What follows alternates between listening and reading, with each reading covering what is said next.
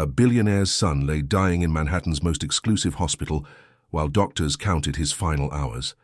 But in the sterile corridors where hope had abandoned the wealthy, a poor 7-year-old janitor's daughter saw what medical science couldn't. A miracle waiting to happen. What did this child with nothing know that genius specialists missed? The answer would shatter everything they believed about faith, healing, and impossible second chances. If you believe miracles can come from the most unexpected places, like this video, and tell me in the comments, have you ever witnessed something that defied all logic? The February rain hammered against the floor-to-ceiling windows of Presbyterian Hospital's penthouse suite, each drop seeming to count down the precious hours remaining.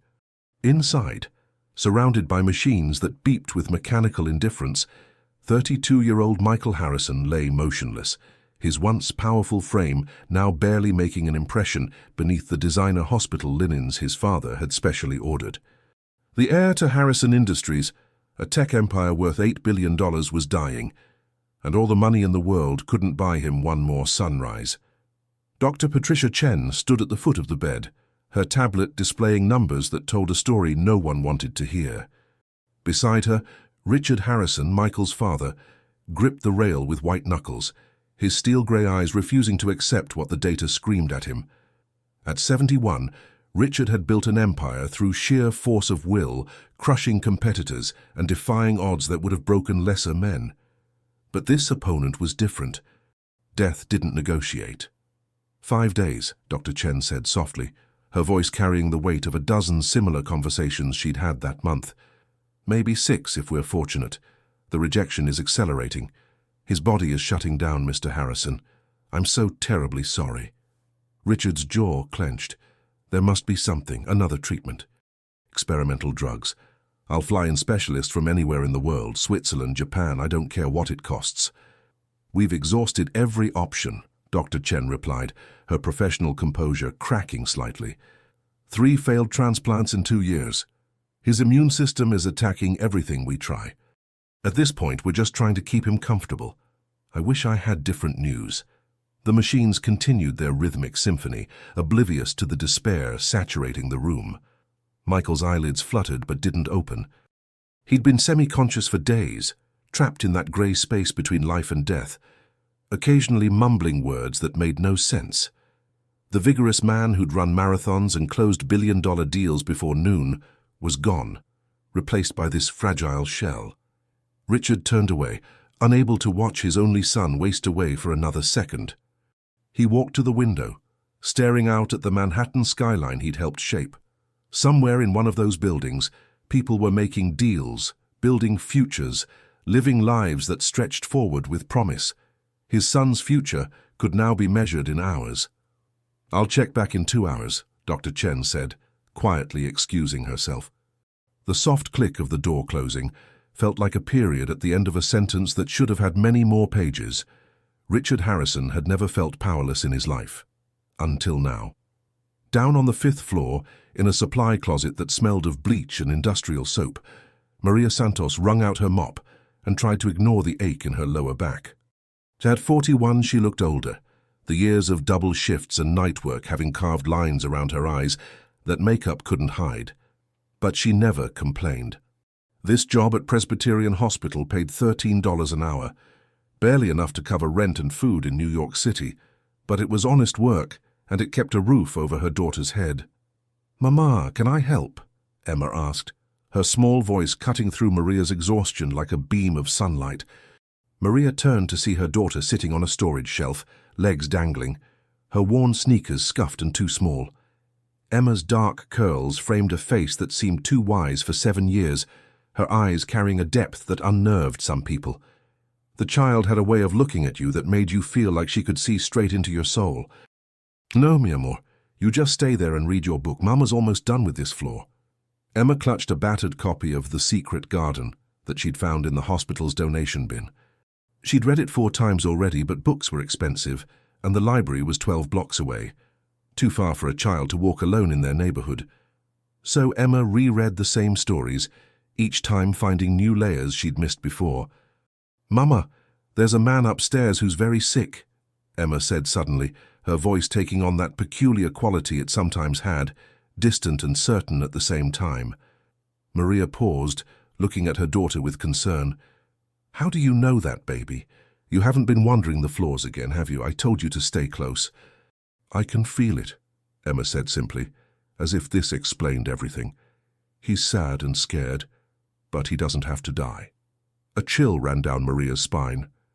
Her daughter had said things like this before, strange, impossible things that sometimes came true. When Emma was 5, she'd told their neighbor, Mrs. Chen, not to take the bus on Tuesday. Mrs.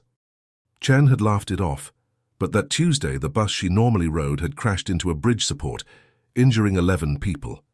It was just coincidence, Maria told herself. Children said random things all the time. "Don't talk like that, Emma. You're too young to understand about sickness and dying." "But Mama..." "No, baby, finish your chapter. We'll get McDonald's on the way home if you're good." Emma fell silent, but her eyes drifted to the ceiling as if she could see through the concrete and steel to the dying man 5 floors above. Something in her small chest ached with knowing, a certainty she couldn't explain but felt as clearly as her own heartbeat. The man didn't have to die. She could help him. She knew she could. But no one ever listened to little girls who lived in the shadows. That night, Richard Harrison sat in Michael's room long after the nursing shift had changed. He'd sent his assistant away, needing this time alone with his son. The penthouse suite was quiet except for the machines and the distant sounds of the hospital beyond the thick door. "I'm sorry," Richard whispered, his voice cracking for the first time in decades. "I'm sorry I wasn't a better father. I'm sorry I put the business before you. I'm sorry for all the recitals I missed, all the games I didn't attend. I thought I was building a legacy for you, but what good is an empire if you're not here to inherit it?" Michael's eyes moved beneath closed lids, but he didn't wake. His breathing was shallow, labored despite the oxygen support. Each breath seemed like it might be his last. Richard reached out and took his son's hand, shocked at how cold it felt. "I'd give it all away," he continued, tears now streaming down his weathered face. "Every dollar, every property, every stock option. I'd burn it all to ash if it meant you could live. Do you hear me, Michael? I'd trade places with you in a heartbeat." But the universe doesn't accept such trades, and Richard knew it. He'd spent his life believing that every problem had a solution, if you were smart enough, rich enough, determined enough. This problem had no solution. The best doctors in the world had told him so. He stayed until dawn, holding his son's hand, watching the minutes tick away on the digital clock. 5 days, maybe 6 if they were fortunate. Fortune seemed to have abandoned the Harrison family entirely. Morning arrived with the changing of the guard. New nurses, new doctors making rounds, new faces delivering the same devastating prognoses. Dr. Chen returned at 7, accompanied by Michael's primary care team, their expressions carefully neutral as they reviewed the latest test results. "The kidney function has declined another 8% overnight," Dr. Chen reported, pulling up charts on the monitor. "Liver enzymes are critically elevated. The dialysis is barely keeping up. Mr. Harrison, we need to discuss—" "No," Richard interrupted, his voice hoarse from a sleepless night. "We're not discussing end-of-life care. Not yet. I understand this is difficult, but we need to consider Michael's comfort in his final—" "I said no." Richard's tone carried the authority of a man accustomed to being obeyed. But even he could hear the desperation underneath. The medical team exchanged glances. They'd seen this before. Families clinging to hope long after hope had died. It never made these conversations easier. Dr. Chen nodded slowly, making a note on her tablet. "We'll reassess this afternoon, but Mr.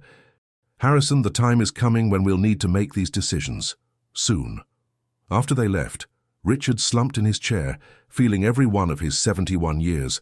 His phone buzzed constantly. Executives needing decisions, board members requesting updates, reporters sniffing for a story. He ignored them all. Let the empire crumble.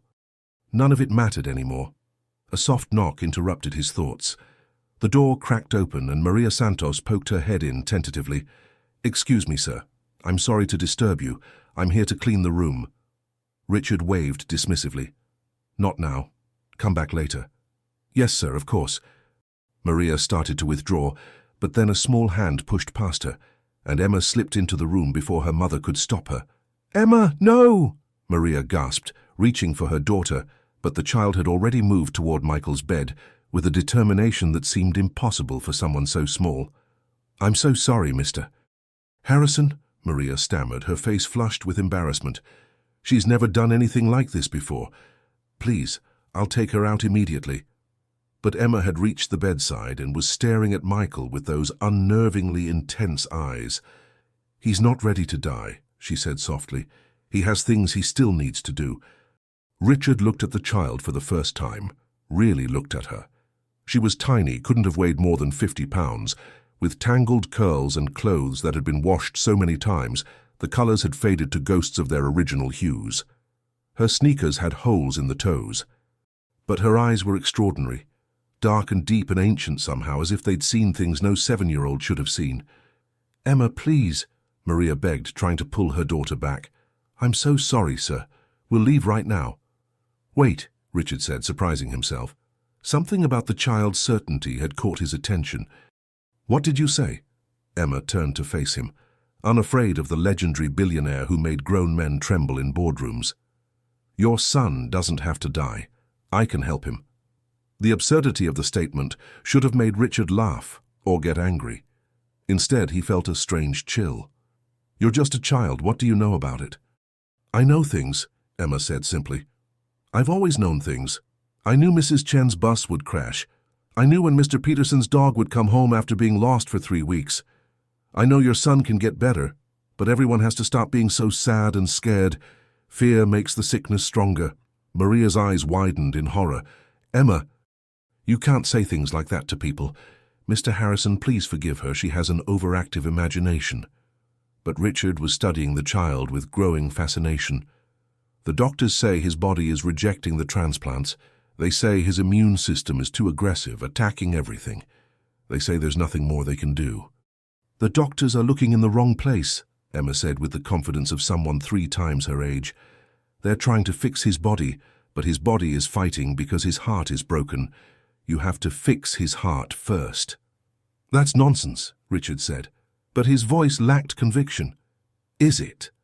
Emma tilted her head, studying him the way she studied everything, with complete focus. "When did your son start getting sick? What happened before that?" Richard opened his mouth to dismiss the question, then paused. Michael's health issues had started 3 years ago, shortly after Catherine. His son's fiancée had died in a car accident on their way to venue shop for the wedding. Michael had been driving. He'd walked away with minor injuries. Catherine had died on impact. Michael had never forgiven himself. "He lost someone," Richard admitted, his throat tight. "Someone he loved very much, but that was years ago. It's not connected to his medical condition." "Everything is connected," Emma said. She reached out and gently touched Michael's hand. "He's in there, hiding from the pain. But he can come back if he wants to. Someone needs to tell him it's okay to come back." Maria was pulling at Emma's arm now, tears of mortification streaming down her face. "Please, sir, don't call security. I need this job. I'll make sure she never comes near this floor again." "Stop," Richard commanded. Both mother and daughter froze. He leaned forward, his eyes locked on Emma's. "If you really can help my son, I'll pay you anything. Name your price." "I don't want money," Emma said, shaking her head. "I just want to help. That's what we're supposed to do, help each other. My mama taught me that." Richard felt something crack inside his chest, some wall he'd built years ago to survive in a cutthroat business world. Here was this child who had nothing, offering freely what his billions couldn't buy. It was madness to even consider listening to her. She was 7 years old. The best medical minds in the country had declared Michael's case hopeless. But Richard had run out of rational options. All he had left was desperation and a strange, inexplicable feeling that this child might know something the experts didn't. "What would you need to do?" he asked. Maria's eyes went wide. "Mr. Harrison, please, you don't have to humor her. She's just a little girl with a big imagination." "I need to sit with him," Emma said, "and I need people to stop being afraid. Fear is like poison. It makes everything worse. I need people to hope instead." "That's it? Just sit with him?" "And talk to him. Tell him about good things, about reasons to live, about tomorrow and next week and next year. Make him remember that life has beautiful things in it. Emma looked at Richard with those ancient eyes. Can you do that? Richard Harrison, who commanded boardrooms and intimidated senators, who'd never shown weakness in 60 years of business warfare, felt his eyes burn with tears. Yes, he whispered. Yes, I can do that. Emma smiled, and for just a moment, the grey hospital room seemed brighter. Doctor. Chen stood in the doorway, her arms crossed, her expression somewhere between disbelief and concern. Mr. Harrison, with all due respect, you can't be serious. You're going to let a janitor's daughter sit with Michael because she claims she can help him. I don't see how it can hurt, Richard replied, his voice carrying a stubborn edge that his executives would have recognized instantly. Once Richard Harrison made up his mind, moving him was like trying to relocate a mountain with a teaspoon. It can hurt because it's giving you false hope, Dr. Chen said gently. Mr. Harrison, I understand you're desperate. Any parent would be. But this child has no medical training, no understanding of your son's condition. She's 7 years old. We can't in good conscience allow... It's my son, my decision. She's not administering treatment. She's just sitting with him. Richard's jaw set in that familiar line that meant the discussion was over. Unless there's a hospital policy against visitors.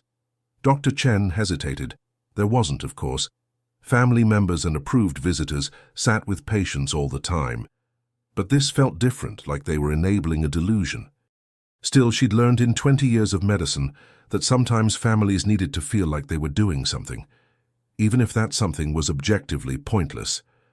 And honestly, what harm could it do? The child would sit for a while, nothing would change, and eventually they'd move on to acceptance. Fine, Dr. Chen sighed. But the moment she does anything that might compromise his care, she won't, Emma piped up from her seat beside Michael's bed. She'd already settled in, her small hand resting on Michael's arm, her expression serene. I promise I'll be very careful. Maria Santos stood in the corner, wringing her hands, looking like she wished the floor would open up and swallow her. This was insane. Her daughter was sitting beside one of the richest men in New York, claiming she could heal him with... What? Good thoughts? Faith? Maria had raised Emma to be practical, to understand that life was hard and you survived through work, not wishful thinking. But she couldn't deny the strange things Emma sometimes knew. The bus, the dog, the time Emma had told their neighbor not to cash a lottery ticket because the store had a mistake in their system. And sure enough, the news had reported a glitch that would have invalidated the ticket. Coincidences. They had to be coincidences, didn't they? I need to finish my shift, Maria said quietly. Emma, you stay right in that chair. Don't touch any machines, don't bother Mr. Harrison, just be good. I will, Mama, I promise. After Maria and Dr. Chen left, an awkward silence settled over the room. Richard sat in his chair, unsure what to do now. He'd agreed to this bizarre arrangement, but he hadn't actually thought through what it would entail. Was he supposed to just watch this child sit there? Make small talk? Pretend this made sense? Emma saved him from his uncertainty.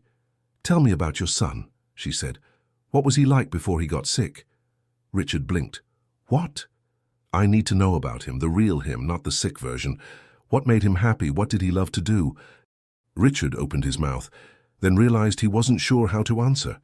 When had he last thought about Michael as a person rather than a patient? When had he last remembered his son as anything other than this dying figure in a bed? He loved sailing, Richard said slowly, the memory surfacing like something from a dream. When he was young, maybe 10 or 11, I took him out on the yacht.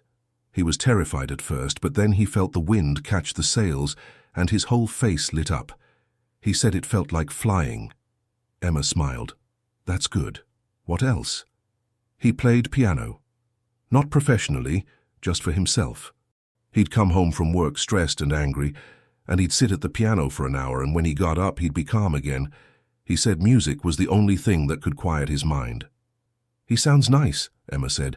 I bet he would have been a good dad someday. The words hit Richard like a punch. Michael would never be a father now. The grandchildren Richard had imagined, the legacy he'd hoped to see continued, All of it was dying in this room. He would have been, Richard managed. He would have been better than I was. You're not a bad dad, Emma said matter-of-factly. You're here, aren't you? You've been here all night and all day. Bad dads don't do that. I missed too much when he was growing up. I put work first, always work first. But you're here now, that counts. Emma looked at Michael's still face. He knows you're here. Even though he can't wake up, he knows. And that matters. Richard felt tears threatening again. This child, this poor tiny child who had every reason to be bitter about the unfairness of life, was comforting him, a billionaire who'd never wanted for anything material in his life. The irony wasn't lost on him. Do you really think you can help him? Richard asked, his voice barely above a whisper. Emma was quiet for a long moment, her hand still resting on Michael's arm. I think he can help himself if he decides to, but he needs to know people are waiting for him. He needs to know it's worth coming back. The doctors say, I know what the doctors say. They're not wrong about what's happening in his body, but they don't understand why. Emma turned her penetrating gaze on Richard. Do you believe in miracles, Mr. Harrison? I used to, Richard admitted, when I was young, before life taught me that miracles are just luck and timing and being in the right place. I built my fortune on logic and strategy, not faith. Maybe that's why you're so sad, Emma said gently. Because you forgot how to hope for impossible things. Richard had no response to that. He turned back to his son, watching the shallow rise and fall of Michael's chest, counting each breath like precious coins. 4 days left, maybe 5. Outside the window, the February rain continued to fall, washing the city in grey.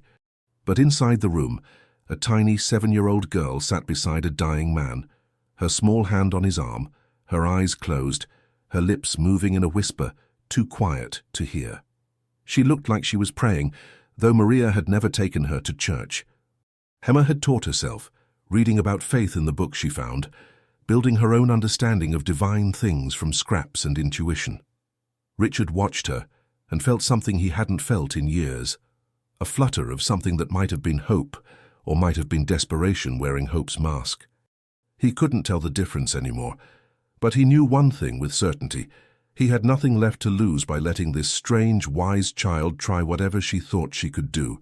If she failed, Michael would die anyway, and at least Richard could say he'd exhausted every option, even the impossible ones.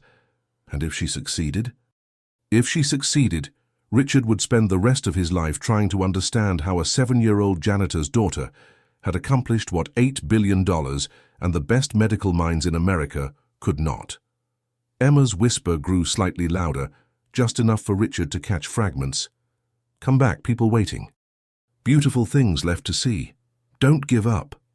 Michael's fingers twitched so slightly that Richard almost missed it. Just a tiny movement, probably involuntary, meaning nothing. But Emma smiled, her eyes still closed, as if she'd felt something the machines couldn't measure.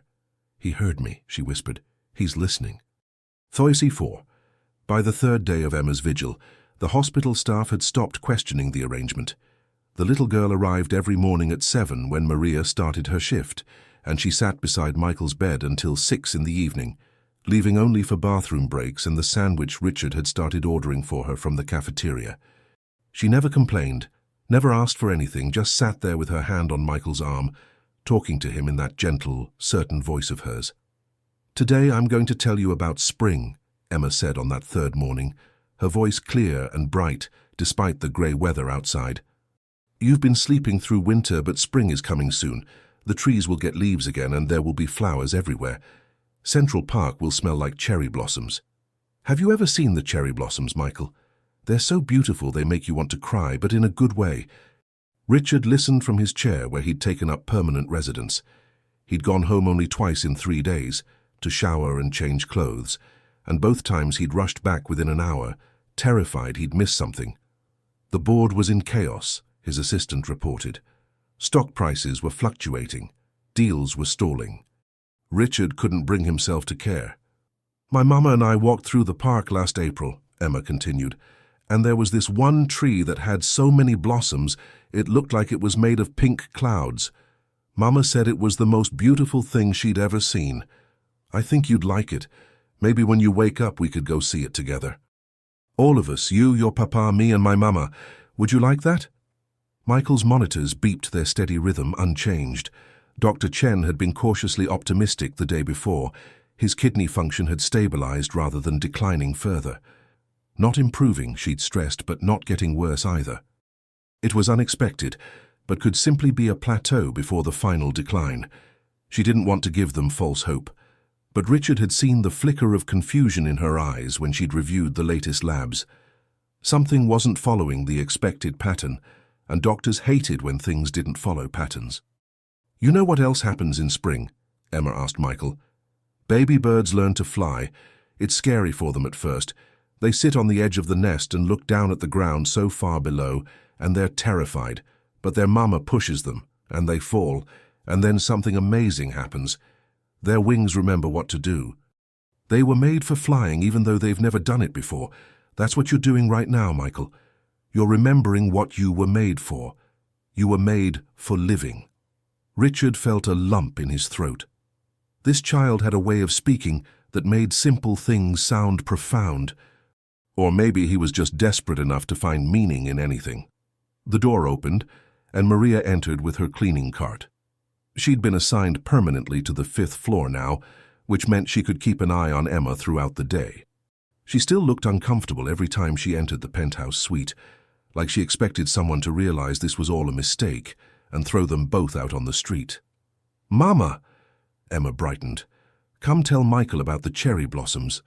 You described them better than me."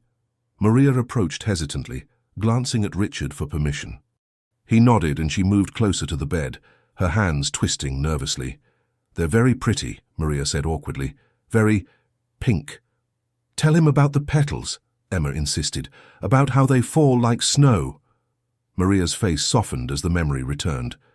"Oh yes. When the wind blows, the petals fall everywhere, and for a minute it looks like it's snowing in April." Emma tried to catch them on her tongue like snowflakes. She said they tasted like hope. "Hope doesn't have a taste," Emma corrected with a giggle. "I was being poetic. It was such a normal moment, a mother and daughter sharing a memory, laughing together, that Richard felt like an intruder in his own son's room. When had he last shared a moment like that with Michael? When had they last laughed together over something simple and beautiful? "Mr. Harrison," Maria said suddenly, turning to face him with surprising boldness. "May I speak freely?" "Of course. Emma. She has these feelings about things sometimes. I know it sounds crazy, and I've spent 7 years trying to convince myself it's just coincidence, but—" Maria paused, gathering courage. "When she says she knows something, she's usually right. I don't understand it, I can't explain it, but I've learned to trust it." "You think she can really help Michael?" Richard said. It wasn't a question. "I think she believes she can, and Emma doesn't lie. Whatever she's feeling about your son, it's real to her." Maria's eyes glistened. "I'm sorry if we've given you false hope. I know what it's like to hope for impossible things. After Emma's father left, I hoped every day he'd come back. He never did. Hope can be cruel. Or it can be all we have left," Richard replied quietly. The machines chose that moment to emit a different sound, not an alarm but a change in pattern that made all 3 adults tense. Emma, however, remained calm, her hand steady on Michael's arm. "His heart is beating stronger," she said simply. "He's getting ready." "Ready for what?" Richard asked, his own heart hammering. "To come home." On the 4th day, something shifted. Dr. Chen arrived for morning rounds with her team, expecting to find the usual grim numbers.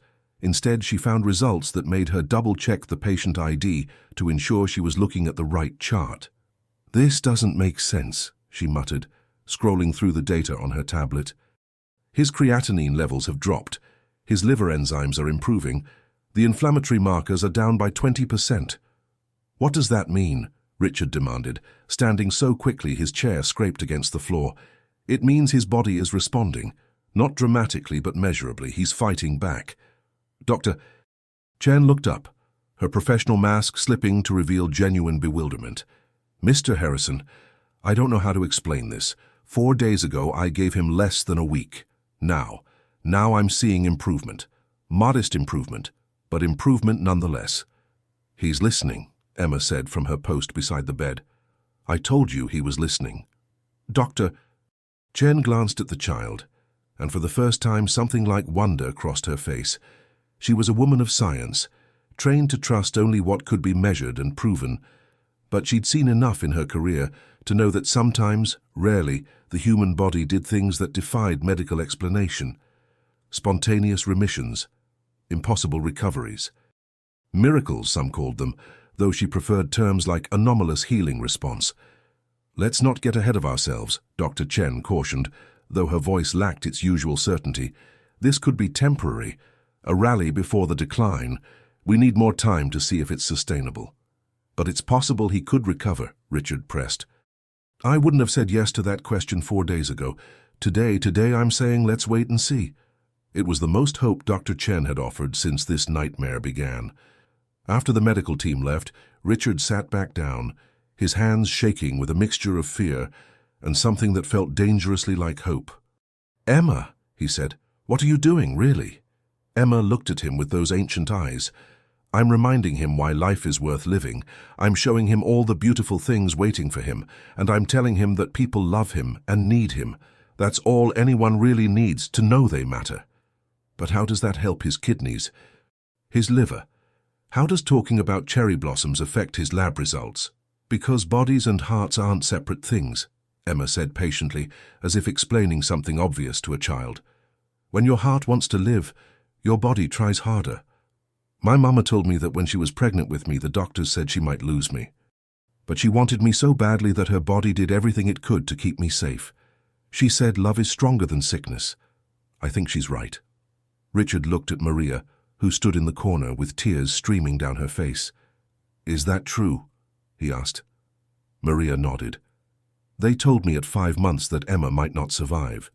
Something about the placenta failing. They wanted me to prepare for the worst, but I talked to her every day. I told her about all the things we'd do together. I told her I loved her and needed her. And somehow, she made it. The doctors called it a miracle. I called it love. Richard turned back to his son, lying so still in the bed, and for the first time in days, maybe years, he let himself truly feel the depth of his love for Michael. Not the pride of a father for a successful heir, not the satisfaction of seeing his legacy continued. Just pure unconditional love for the boy who'd once caught fireflies in jars and believed he could talk to the moon. Michael, Richard said, his voice rough with emotion, I don't know if you can hear me, but I need you to know something. You are the best thing I ever made, not the company, not the fortune, you.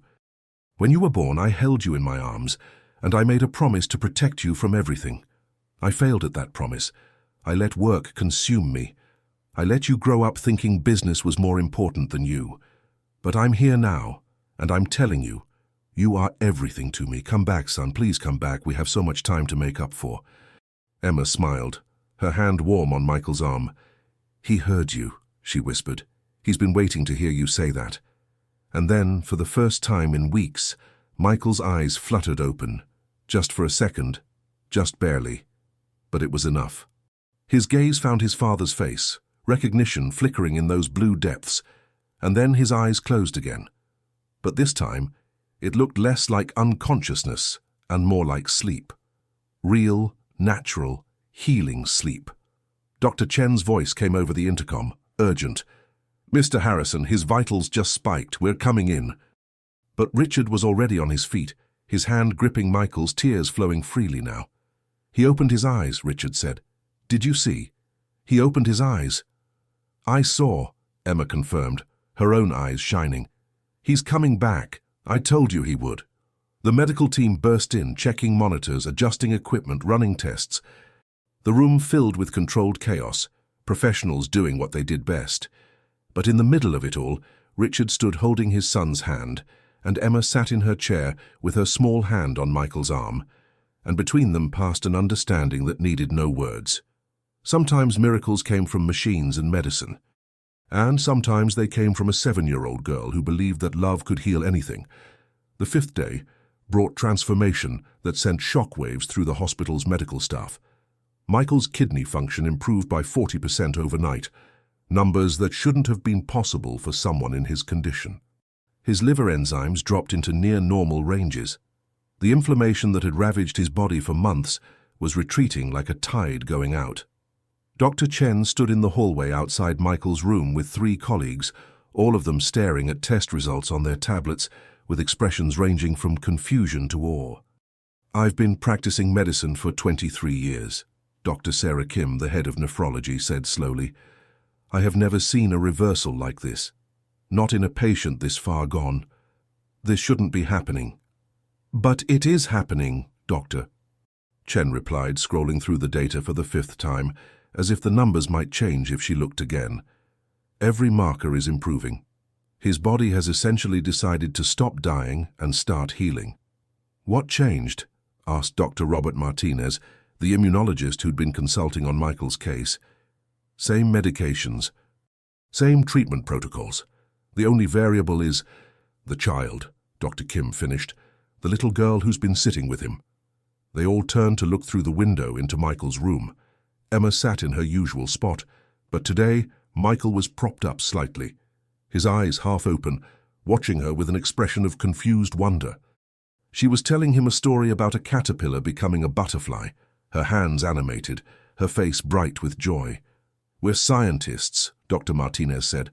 "We don't believe in faith healing or prayer miracles or whatever this is." "Then how do you explain it?" Dr. Chen challenged. No one had an answer. Inside the room, Michael was struggling to process what was happening to him. The last clear memory he had was of pain so intense he'd wished for death, doctors speaking in grave tones, his father's face grey with grief. Now he was better. How was that possible? "You're probably confused," Emma said, noticing his furrowed brow. "That's okay. You've been asleep for a while. But you're getting better now. The doctors are amazed, but I'm not. I knew you would." "Who are you?" Michael's voice was barely a whisper, rough from disuse. "I'm Emma. I'm 7 years old. My mama cleans the hospital, and I've been keeping you company while you were sleeping. We're friends now. Friends." Michael tried to remember the last time he'd made a new friend.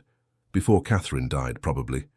After that, he'd withdrawn from everyone, letting grief build walls that even his father couldn't breach. But this child spoke of friendship with such casual certainty, as if it was the most natural thing in the world. "I was dying," Michael said, the words painful to speak. "You were giving up," Emma corrected gently, "but then you decided not to. That was brave." "I don't feel brave. Brave people never do. They just do the brave thing anyway." Emma took a sip from a juice box that Richard had gotten for her. "Your papa loves you very much. Did you know that? He's been here every single day, all day and all night. He doesn't even go to work anymore. He just sits in that chair and holds your hand and tells you stories about when you were little." Shame washed over Michael. His father had been here, and Michael had been too lost in his own darkness to know it. How many days had his father sat alone, waiting, hoping? Where is he now? The doctors made him go take a shower and eat something real. He didn't want to, but Dr. Chen said if he didn't take care of himself, he'd end up in a hospital bed too. Emma giggled. "Your papa is very stubborn. I see where you get it from." Despite everything, Michael felt his lips quirk in something almost like a smile. "You're very wise for 7. My mama says I'm an old soul. I don't know what that means, but I think it means I understand things other kids don't." Emma tilted her head, studying him. "Do you want to talk about what made you so sad?" The question was so direct, so innocent, that Michael's defenses crumbled. "I lost someone I loved. It was my fault." "The lady you were going to marry?" Michael's eyes widened. "How did you—" "Your papa told me. He said her name was Catherine, and she was very kind and she made you laugh. He said you loved her more than anything." Emma's expression turned serious. "It wasn't your fault, Michael. Accidents aren't anybody's fault. That's why they're called accidents. I was driving. If I had taken a different route, if I had left 5 minutes earlier or later, if I had—" If, Emma interrupted. "You can if yourself to death. My mama says you can't change the past by feeling bad about it. You can only honor it by living better in the future. Your mama is very wise too. She is. She works hard and never complains, and she makes me believe good things can happen, even when life is hard." Emma leaned forward conspiratorially, Want to know a secret? I think your Catherine wouldn't want you to die because of her. I think she'd want you to live and be happy, and remember her with joy instead of sadness. That's what love does. It wants good things for people, even after it's gone. Tears leaked from the corners of Michael's eyes, the first tears he'd shed since Catherine's funeral. He'd been too angry, too guilty, too numb to cry. But this child's simple wisdom cracked something open inside him, and suddenly he was sobbing, deep, wrenching sobs that shook his weakened frame. Emma didn't try to stop him. She just kept her small hand on his arm and waited, patient as stone, while he grieved properly for the first time in 3 years. When Richard returned 20 minutes later, he found his son awake and weeping, with a 7-year-old girl patting his arm and saying, "It's okay, crying is how we wash the sadness out, cry as much as you need to." Richard rushed to the bedside, his own eyes filling. "Michael, son?"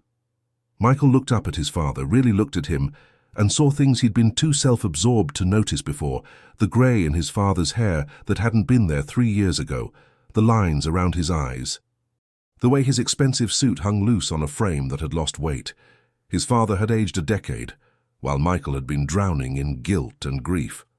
"Dad," Michael choked out, "I'm sorry. I'm so sorry." No, don't apologize." Richard grabbed his son's hand, holding it like a lifeline. "You're awake. You're really awake. That's all that matters. I heard you," Michael said. "When I was, wherever I was, I heard you talking to me about sailing, about the piano, about being sorry." Michael squeezed his father's hand with what little strength he had. "You were always there. I know that now. I was just too stupid and angry to see it." "We were both stupid," Richard said, laughing and crying at the same time. "We're Harrison men. Stupidity runs in the family." Emma giggled. "That's not true. You're both very smart. You were just sad and scared, and that makes everyone stupid sometimes." Both men looked at this extraordinary child, who had somehow pulled off the impossible. She met their gazes with calm certainty, as if resurrecting dying men was just something she did on Tuesday afternoons. "How did you do this?" Michael asked. "The doctor said I was—" "You did it," Emma corrected. "I just reminded you how. You forgot that you wanted to live, so I helped you remember, that's all." "That's all," Richard repeated, shaking his head in wonder. "Emma, you saved my son's life. How can I ever thank you? How can I repay this?" Emma considered this seriously. "Well, my mama could probably use a raise. $13 an hour isn't very much in New York. And maybe I could get some new shoes. Mine have holes." She looked at her worn sneakers matter-of-factly. "But mostly I just want you both to be happy. That's the best thank you, seeing people happy."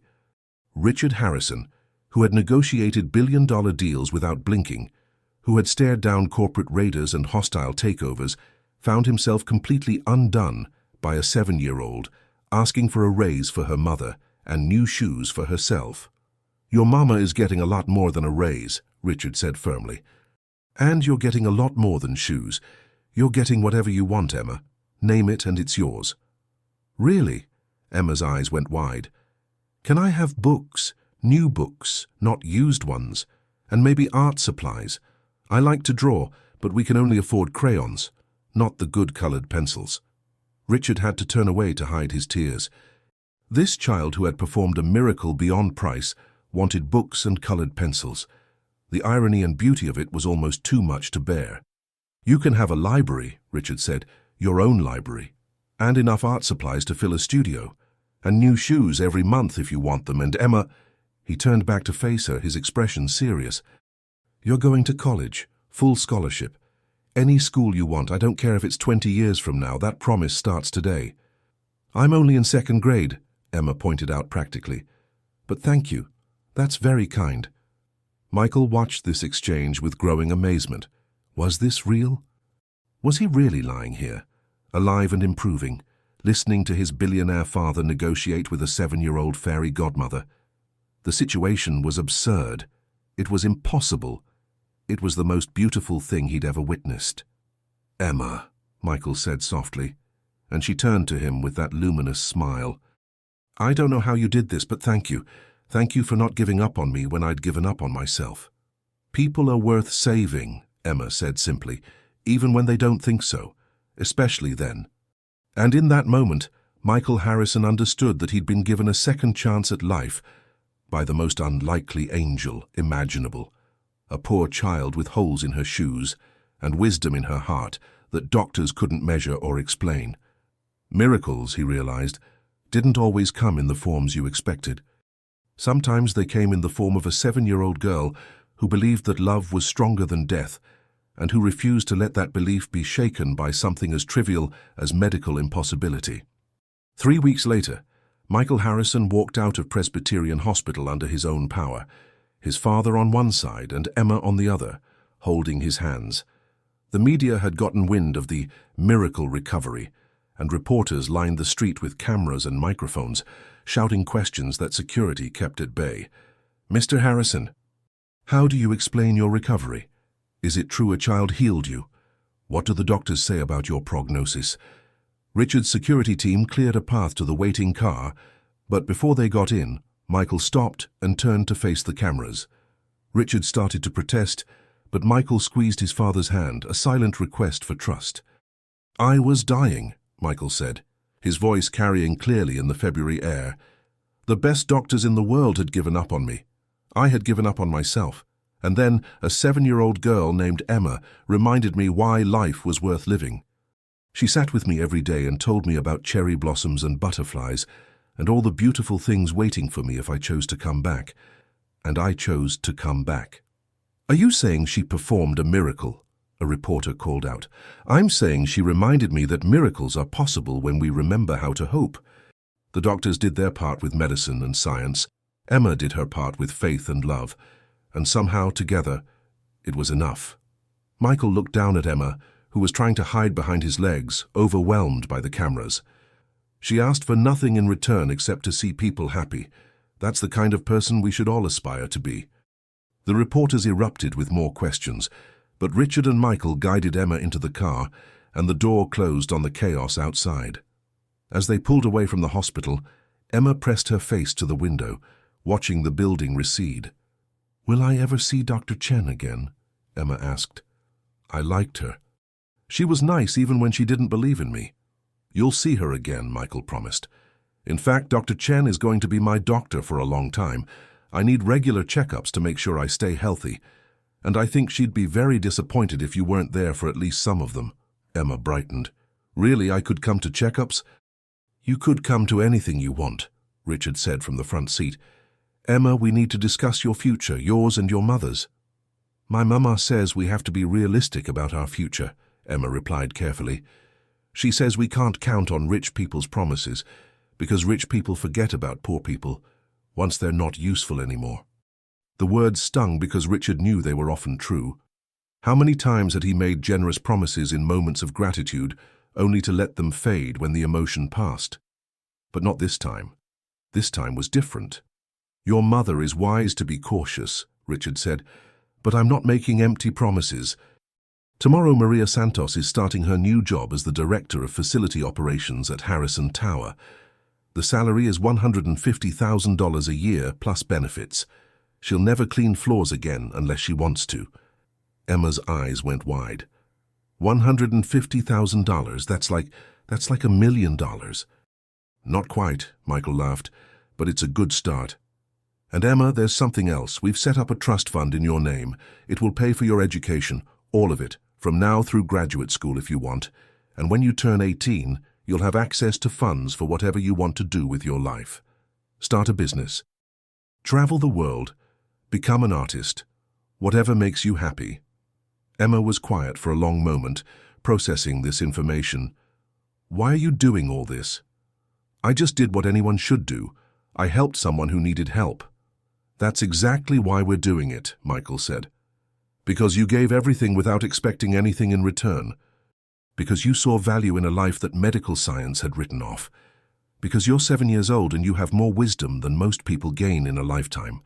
He paused, then added softly, "And because you gave me back my father, and he gave me back my life, and that's worth more than any amount of money could ever measure." The car pulled up to the modest apartment building where Emma and Maria lived, a 5th-floor walk-up in a neighborhood that saw better days decades ago. Maria was waiting outside, her face anxious, not quite believing that her daughter had spent the last 3 weeks among billionaires and was coming home safely. When Emma tumbled out of the car and into her mother's arms, Maria held her so tightly that Emma squeaked in protest. "Mama, I can't breathe."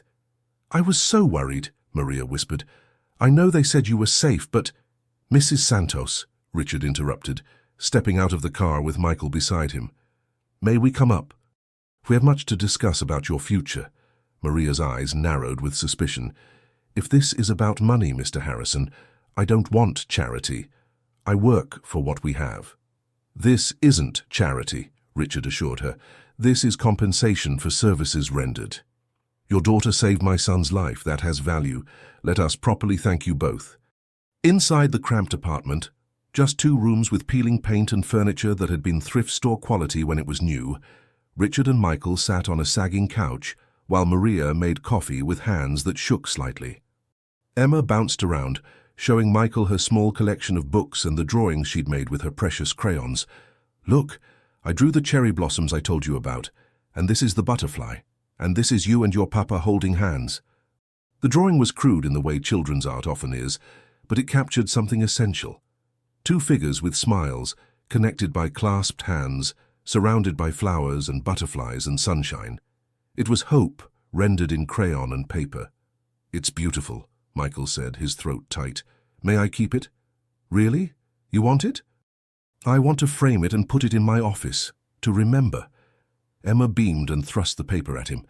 "Then it's yours." Maria emerged with coffee in mismatched mugs, her expression still guarded.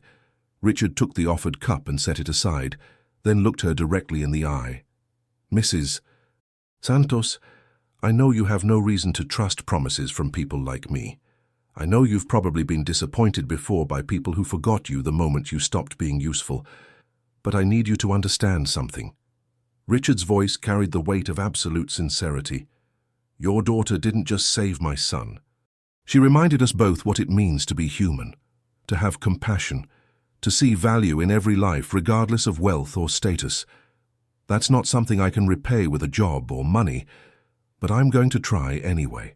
"You already offered me a job," Maria said quietly. "A job I'm not qualified for, by the way. I clean floors, Mr. Harrison. I don't know how to direct operations." "You raised a child like Emma on $13 an hour in one of the most expensive cities in the world," Michael interjected. "You kept her fed, clothed, educated, and most importantly, you taught her kindness and wisdom that most people never learn. If you can do that, you can absolutely direct facility operations, and we'll train you in whatever you don't know." "This is too much," Maria whispered, tears beginning to fall. "People like us don't get opportunities like this." "Maybe that's the problem," Richard said. "Maybe that's what Emma was trying to teach us, that every person has value and every life matters, and the arbitrary divisions between rich and poor are exactly that, arbitrary. Your daughter could have looked at my son and seen just another rich person who got what he deserved. Instead, she saw a human being in pain who needed help. She didn't ask what he could do for her. She asked what she could do for him. That's the kind of person we need more of in this world." Emma had climbed into Michael's lap during this conversation, completely at ease with this man who'd been a stranger 3 weeks ago. She looked up at him and said, "Are you going to be happy now, really happy?" Michael considered the question seriously. "I don't know if I'll be happy every day. I think I'll still miss Catherine sometimes. I think I'll still have hard days. But Emma, because of you, I have days ahead of me. I have chances to try. I have mornings to wake up to and cherry blossoms to see, and maybe, someday, someone new to love. You didn't just save my life. You gave me back my future. So yes, I think I will be happy as anyone can be." "Good," Emma said, satisfied, "because you deserve to be happy. Everyone does." They stayed for another hour, working out details of Maria's new job and Emma's education trust fund. Richard's lawyers would handle the paperwork, but the commitment was made. Spoken aloud in that small apartment with its peeling paint and second-hand furniture, witnessed by 4 people whose lives had intersected in the most unlikely way. As Richard and Michael prepared to leave, Emma suddenly ran to her small bedroom and emerged with something clutched in her hands. It was her battered copy of The Secret Garden the book she'd read dozens of times. "I want you to have this," she said, offering it to Michael. "Emma, no, that's your favorite book." "That's why I want you to have it. It's about a garden that everyone thinks is dead, but then children come and bring it back to life with love and care. It's kind of like what happened to you. You were like the secret garden. Everyone thought you were too far gone, but you just needed someone to believe in you and help you bloom again." Michael took the book with trembling hands, looking at its worn cover, its dog-eared pages, the evidence of how many times it had been read and cherished. It was probably the most valuable thing Emma owned, and she was giving it to him without hesitation. "I'll take very good care of it," Michael promised. "And when you come visit, which you will often, we'll read it together. You can show me all your favorite parts." "Deal!" As they rode the elevator down, Richard put his hand on his son's shoulder. "Are you really okay? The doctors said you still need to take it easy for a few more weeks." "I'm better than okay, Dad. For the first time in 3 years, I feel alive. Really alive, not just going through motions. Emma gave me that gift." Michael clutched the book to his chest. "I wasted so much time being angry and guilty and dead inside. I don't want to waste another day." "Then don't," Richard said simply. "We'll figure out how to live better, both of us. We'll learn from a 7-year-old child what we should have known all along, that life is precious, and love matters, and every day is a gift." They stepped out onto the street, where their car waited. The February evening was cold but clear, stars beginning to appear in the darkening sky. Somewhere across the city, in an apartment that was too small and too worn but filled with love, a little girl was probably telling her mother about her day, about the man who'd almost died but chose to live instead, about the future that suddenly looked brighter than it had any right to be. Michael looked up at those emerging stars and thought about Catherine.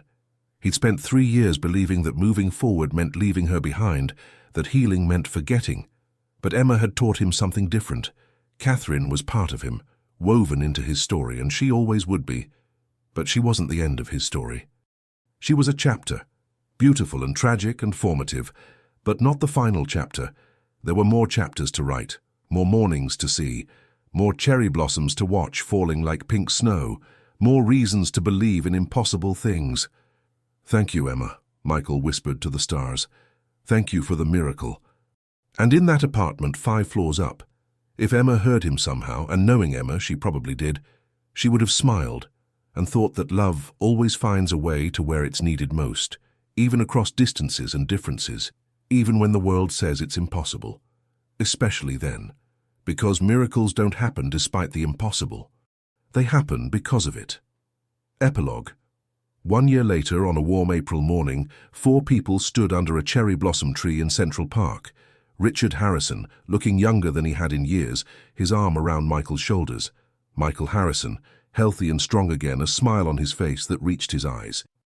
Maria Santos, dressed in professional attire that still sometimes surprised her when she saw her reflection, her hand resting gently on her daughter's shoulder. And Emma, now 8 years old, wearing brand new shoes and a dress the color of cherry blossoms, watching the petals fall like snow. "You were right," Michael said to Emma. "They're even more beautiful than I imagined. Everything is more beautiful when you're alive to see it," Emma replied, with the wisdom that seemed so much older than her years. "That's what I learned from helping you, that being alive is the biggest miracle of all." They stood together in comfortable silence, watching the petals dance on the spring breeze. Passers-by might have thought them an unusual group, a billionaire, his son, a former janitor, and a precocious child, but to them they were simply family. Not bound by blood, but by something stronger, the shared experience of witnessing the impossible and believing in it anyway. Later, there would be a celebration dinner at Richard's penthouse. Later, there would be laughter and stories and plans for the future. Later, Michael would sit at his piano for the first time in 3 years and play something joyful.